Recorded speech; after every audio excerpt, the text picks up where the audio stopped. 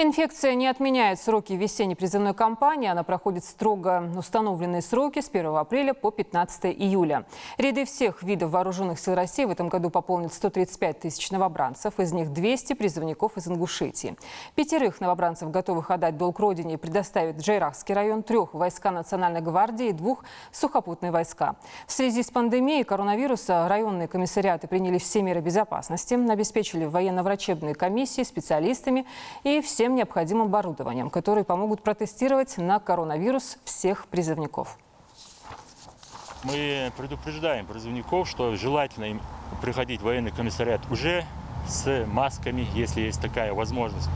Ну, если такой возможности нет, то мы на месте обеспечиваем каждого призывника средствами индивидуальной защиты, то есть масками, дезинфицирующими средствами, бахилами и все остальное необходимые средства, которые нужны ему для прохождения медицинской комиссии.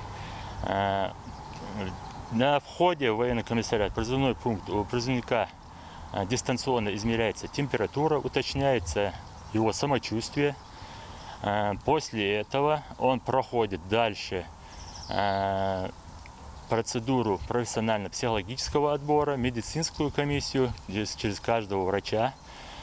Все помещения дезинфицируются регулярно, а также как и территория военных комиссариатов.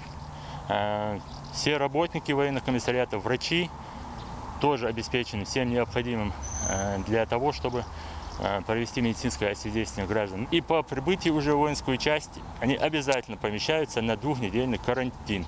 Это делается с той целью,